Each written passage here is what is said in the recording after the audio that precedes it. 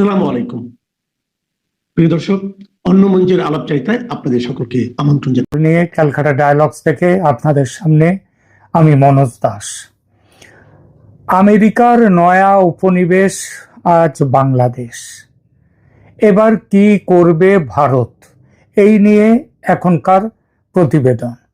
ক্ষমতায় বসার পর মাত্র 6 মাসের মধ্যে দক্ষিণ এশিয়ার ভূ রাজনৈতিক ছবি পুরো পাল্টে দিয়েছেন আমেরিকার রাষ্ট্রপতি ডোনাল্ড ট্রাম্প।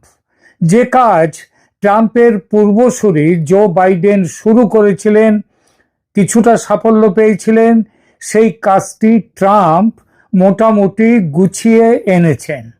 এখন যা পরিস্থিতি তাতে তাতে অবশ্যই বলতে হবে অ্যাডভান্টেজ ট্রাম্প বা অ্যাডভান্টেজ আমেরিকা। আর আমেরিকার এই নতুন রাজনৈতিক জয়ের ক্ষেত্র যে জায়গাটা, সেটা হলো বাংলাদেশ। ষড়যন্ত্র করে শেখ হাসিনাকে গদিচ্যুত করে জয়যাত্রা শুরু করেছিলেন বটে বাইডেন, কিন্তু যাকে বলা যায় আধিপত্য প্রতিষ্ঠা বাংলাদেশে, সেটা করতে পারেননি তিনি। হয়তো ক্ষমতায় থাকলে করতে পারতেন, কিন্তু নির্বাচনে হেরে গেল বাইডেনের দল ডেমোক্র্যাটরা, জিতলেন ট্রাম্প, তার দল রিপাবলিকান। কিন্তু দুজনেরই বাংলাদেশ নিয়ে যে লক্ষ্যটা, যে টার্গেট, সেটা একই। ভাবা গিয়েছিল দক্ষিণ এশিয়ায় আমেরিকার রাজনৈতিক লাইন পাল্টে যাবে। এই ভাবনার পেছনের বড় কারণ ছিল ভারত। বাইডেন প্রশাসনের বাংলাদেশ নীতির ঘোর বিরোধী ছিল। আমেরিকার নির্বাচনের আগে ট্রাম্প সাহেব এমন সব কথা বলতে শুরু করেছিলেন যাতে মনে হয়েছিল যে তিনি বাইডেনের বাংলাদেশ তথা দক্ষিণ এশিয়া সম্পর্কিত যে নীতি, সেই নীতির বিরোধী। নরেন্দ্র মোদী কম ধুরন্ধর রাজনীতিবিদ নন। ভারতের রাজনীতিতে কংগ্রেস সহ সমস্ত বিরোধীদের পর্যুদস্ত করে যেভাবে দিল্লির ক্ষমতায় আসীন আছেন, তাতেই বোঝা যায় তার বুদ্ধি ও রাজনৈতিক প্রজ্ঞা কতটা গভীর। কিন্তু এহেন নরেন্দ্র মোদীকে বাংলাদেশ নিয়ে যে দাবা খেলা, সেই দাবার চালে নরেন্দ্র মোদীকে কিন্তু এখন পর্যন্ত মাত দিয়ে রেখে দিয়েছেন ট্রাম্প। আর কাজটা এমন নিপুণ অভিনয়ের মাধ্যমে তিনি করলেন যে নরেন্দ্র মোদী বোঝার আগেই নাটক শেষ। আজ এই মুহূর্তে বাংলাদেশ হয়ে গেছে আমেরিকার উপনিবেশ, একেবারে আক্ষরিক অর্থে। এটা অনস্বীকার্য যে 2024-এর হাসিনা বিরোধী ষড়যন্ত্রের গভীরতা ঠিক বুঝতে পারেনি ভারতীয় গোয়েন্দারা। তারা ভেবেছিল কোটা বিরোধী সামান্য একটা আন্দোলন এটা, এতে যে এই পচা শামুকে যে শেখ হাসিনার পা কাটবে, সেটা কিন্তু তারা ভাবেননি। ষড়যন্ত্রকারীরা তাদের তাসগুলো গোপন রাখতে পেরেছিল। শুধু যে ভারতীয় গোয়েন্দারা ষড়যন্ত্রের চেহারাটা আঁচ করতে পুরোপুরি পারেননি তাই নয়, শেখ হাসিনা নিজেও আদৌ গুরুত্ব দেননি এই ঘটনাকে, ওই কোটা বিরোধী আন্দোলনকে। এর কারণ অতিরিক্ত আত্মবিশ্বাস। আমার কিছুই হবে না গোছের একটা ভাবনা। তবু শেষ মুহূর্তে ভারত সরকার সাবধান করেছিল শেখ হাসিনাকে, কিন্তু সে সাবধান বার্তা উপেক্ষা করে তিনি চলে যান চীন সফরে। লম্বা ট্যুর ছিল, কিন্তু চীন জানতো ষড়যন্ত্র কতটা এগিয়েছে, ষড়যন্ত্রের অগ্রগতি জানতো। হাসিনা সরকারের পতন মাত্র কয়েকটি দিনের অপেক্ষা, তাই মোটামুটি অপমান করেই ফেরত পাঠিয়ে দেয় বাংলাদেশের প্রধানমন্ত্রীকে চীন থেকে। এই যে আমার কিছু হবে না, এই ভাবনা বা বিশ্বাস, এটাই কাল হয়েছিল বঙ্গবন্ধু শেখ মুজিবের ক্ষেত্র। ভারতের গোয়েন্দারা তাকে সতর্ক করেছিল, তিনি কান দেননি। তার কি মূল্য দিতে হয়েছিল তাকে, সে কথা সবাই জানেন। কিন্তু দুঃখের কথা যেটা, সেটা হলো 15ই আগস্ট 1975-এ তো সপরিবার মুজিব নিহত হননি, নিহত হয়েছিল বাংলাদেশের আত্মা, বাংলাদেশের উন্নতি, অগ্রগতি এবং মুক্তিযুদ্ধের প্রেরণা। এবং তারপর থেকে দীর্ঘ 54টি বছর, প্রতিটি বছর, প্রতিটি মাস, প্রতিটি দিন এমনকি প্রতিটি মুহূর্ত নিহত হয়েছে মুক্তিযুদ্ধের চেতনা, বাঙালি জাতীয়তাবাদী চেতনা। মুজিব সেদিন নিহত না হলে আমরা নিশ্চিতভাবেই এক নতুন উদার বাংলাদেশ দেখতে পেতাম। এই যে শেখ হাসিনা পরাজিত হলেন, ষড়যন্ত্রের কাছে নির্বাসিত হলেন, এটাতে তার ব্যক্তিগত ক্ষতি যতটা, তার অনেক গুণ বেশি ক্ষতি বাংলাদেশের। বাংলাদেশ কতটা পিছিয়ে গেল তার হিসাব নিকাশ নিশ্চিতভাবেই করবে একদিন ইতিহাস। একটা বদ্ধমূল বিশ্বাস বা অতিরিক্ত আত্মবিশ্বাস মোদি সাহেবকেও হারিয়ে দিয়েছে বাংলাদেশে বলে আমি মনে করি। বলার দরকার পড়ে না যে ভারতের উত্তর পূর্ব রাজ্যগুলির নিরাপত্তা অনেকটা নির্ভর করে বাংলাদেশের ভূমিকার ওপর। বাংলাদেশে বন্ধু সরকার থাকলে উত্তর পূর্বের জঙ্গিরা ঝামেলা পাকাতে পারে না। শেখ হাসিনার আমল তার প্রমাণ। আর উল্টোটা হলে কি হয় সেটাও অজানা নয়। অন্যান্য সরকার, বিশেষ করে ওই খালেদা জিয়ার সরকারের সময়, সেই সময়ের কথাগুলো ভাবলেই আমাদের বোঝা যায় যে উল্টোটা হলে কি হয়। সুতরাং নিজেদের স্বার্থেই বাংলাদেশে নজর রাখতে হয় ভারতকে, নজর রাখে ভারত। সহজ ও কঠিন দুরকম ব্যবস্থায় নিতে হয় প্রয়োজন কিংবা পরিস্থিতির দিকে তাকিয়ে। অনেক সময় ঘটনা ঘটার আগে যাকে বলে প্রোঅ্যাক্টিভ ব্যবস্থা, সেটাও নিতে হয়। এই ব্যবস্থা কি 2024-এ নিয়েছিল ভারত? এটা মানতে হবে যে শেখ হাসিনা আজ যে জীবিত আছেন সেটা অনেকটাই ভারতের জন্য, কিন্তু সেটুকু তো যথেষ্ট নয়। শেখ হাসিনাকে বাঁচানোর সাথে সাথে বাংলাদেশকে বাঁচানো এবং সেই সঙ্গে নিজের দেশকে অর্থাৎ ভারতকে, ভারতের উত্তর পূর্বকে মজবুত করাটাও তো ভারতের দায়িত্ব ছিল। ভারত কি সে কাজটা কিছু করেছে? সুযোগ যে একেবারে আসেনি তা নয়। এই যে ক্ষমতায় বসার পর ওই ওয়াশিংটনে বৈঠক হলো মোদি আর ট্রাম্পের মধ্যে, ওই যেখানে ট্রাম্প বললেন বাংলাদেশের সমস্যা মেটাবার ভার আমি মোদির ওপর ছেড়ে দিলাম, এই কথার পর ভারত কিন্তু সাথে সাথেই ব্যবস্থা নিতে পারত, কারোর কিছু বলার ছিল না, কারণ সবাই তখন অপেক্ষা করছিল ভারত এবার কিছু ব্যবস্থা নেবে ইউনূস সরকারের বিরুদ্ধে। কিন্তু কালক্ষেপ করতে লাগলো ভারত। কথায় আছে সময়ের এক ফোঁড় আর ভবিষ্যতের 9টা ফোঁড়কে বাঁচিয়ে দেয়, তাই না?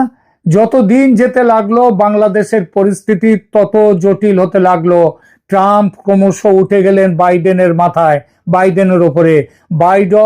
বাইডেন, ওবামা, ক্লিন্টন এরা অন্তত ভদ্রলোক ছিলেন, কিন্তু ট্রাম্প হচ্ছে আদ্যন্ত একটি বুলি। ধমকে চমকে আখের গোছানোর ধান্দায় থাকেন। গদিতে বসতে না বসতে হুঙ্কার দিলেন আইসল্যান্ড দখল করব, কানাডা থেকে আমেরিকার 51তম স্টেট করব কানাডাকে, Putin is my friend, Modi is my friend. আজ শুনতে পান সেসব কথা? তার মুখে পান না। হয়তো তিনি নিজেও ভুলে গেছেন, কারণ এই কথাগুলো তো তার ভেতরের কথা ছিল না। এসব কথা তিনি বলেছেন চাপ সৃষ্টির জন্যে, বুলি করার জন্যে।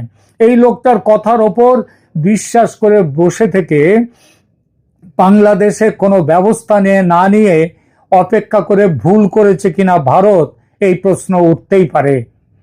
বাইডেন সাহেব পর্যন্ত যা করতে পারেননি, ট্রাম্প তাই করে ফেলেছেন বাংলাদেশে। বাংলাদেশ আজ আক্ষরিক অর্থেই আমেরিকার উপনিবেশ। দক্ষিণ এশিয়ায় পা রাখার জায়গা ছিল না আমেরিকার। সেন্ট মার্টিনস আইল্যান্ডের মতো ছোট একটা দ্বীপের দখল নেয়ার জন্য হাপিত্তেশ করে বসেছিল আমেরিকা। আজ পুরো বাংলাদেশ হয়ে গেছে আমেরিকার উপনিবেশ। ঢাকায় অবস্থিত মার্কিন দূতাবাসের কূটনীতিকরা মোহাম্মদ ইউনূসের অন্তর্বর্তীকালীন যে প্রশাসন, এই প্রশাসনের গুরুত্বপূর্ণ উপদেষ্টাদের নির্দেশ দিচ্ছে কোন কাজ করতে হবে, কিভাবে করতে হবে। উপদেষ্টাদের নিয়ে হোয়াটসঅ্যাপ অ্যাকাউন্ট খুলে সরকারি কার্যক্রম এবং নীতি সম্পর্কিত বিষয়ে সরাসরি নির্দেশ দিচ্ছে আমেরিকা, আর সেই নির্দেশ অনুযায়ী চলছে বাংলাদেশের সরকার। শুধু কি শুধু এই নয়, আজকে বাংলাদেশের বিচার ব্যবস্থার মধ্যেও আমেরিকার নাক গলানো শুরু হয়ে গেছে। বাংলাদেশের উচ্চ বিচার বিভাগের সাম্প্রতিক একটি সিদ্ধান্তে ঢাকার মার্কিন দূতাবাসের অফিসারদের সরাসরি জড়িত থাকার একটা ঘটনা জানা গেছে। ঢাকায় নিযুক্ত একজন জ্যেষ্ঠ মার্কিন কূটনীতিক এই বছরের মে মাসের তৃতীয় সপ্তাহে একজন শীর্ষ বিচারকের সাথে দেখা করেন। বাংলাদেশের সুপ্রিম কোর্টের এক বিচারক তার সাথে দেখা করেন 28 মে এবছরেই 2 মাস আগে। কূটনীতিক কাতারের দোহা হয়ে, ওই কূটনীতিক যে মার্কিন কূটনীতিকের কথা বলছি, তিনি কাতারের দোহা হয়ে 21 দিনের মার্কিন সফরে যাওয়ার কয়েকদিন পর প্রধান বিচারপতি সৈয়দ রেফাত আহমেদের নেতৃত্বে সুপ্রিম কোর্টের আপিল বিভাগ জামায়াত ইসলামীর শীর্ষ নেতা এটিএম আজহারুল ইসলামকে মুক্তি দেয় আমেরিকার চাপে। 1971 সালের মুক্তিযুদ্ধের সময় পাকিস্তানি সেনাদের সমর্থন করে মানবতা বিরোধী অপরাধের অভিযোগে দোষী সাব্যস্ত হওয়ার পর এই আজহারুল ইসলামকে মৃত্যুদণ্ড দেওয়া হয়েছিল, তাকে ছেড়ে দিতে হলো।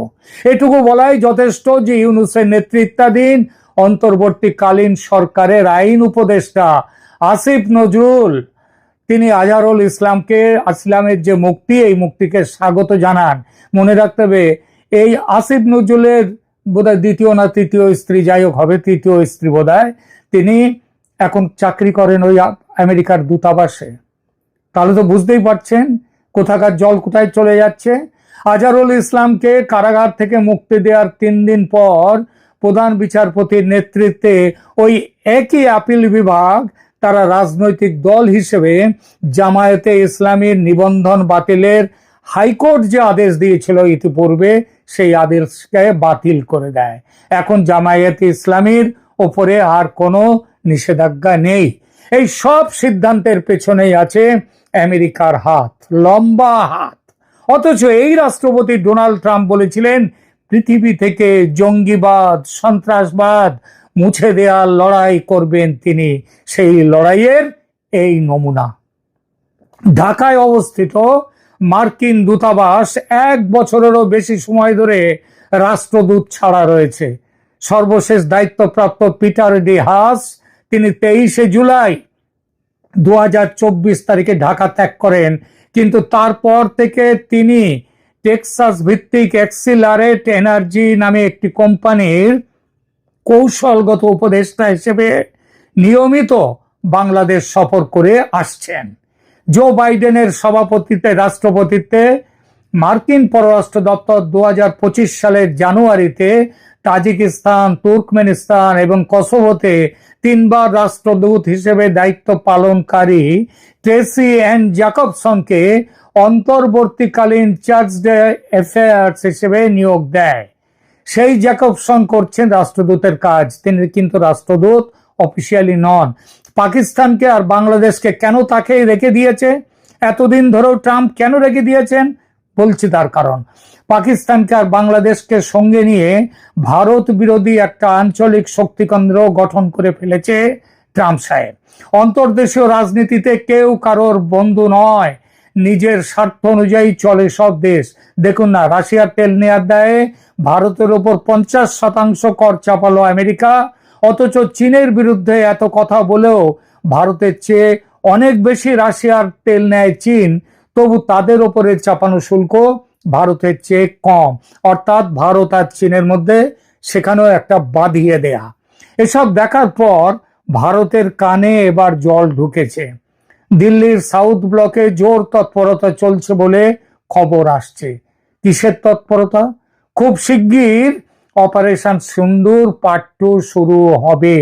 পাকিস্তানের এক সামরিক নেতা, এসপিআর এর দায়িত্বপ্রাপ্ত, তিনি লেফটেন্যান্ট জেনারেল, তিনি বলেছেন যে পাকিস্তান আবার ঝাঁপাবে, সেটা হচ্ছে পূর্ব সীমান্তে, মানে বাংলাদেশে। ভারতে এবার করবে অপারেশন পূর্ব সীমান্ত, বাংলাদেশ। আর শুধু কথায় নয়, কাজে বুঝিয়ে দেওয়ার সময় এসেছে ভারতের। যা খবর পাচ্ছি, শেখ হাসিনাকে ক্ষমতায় বসাতে এবার আর দেরি করবে না ভারত। এখনকার মতো এখানে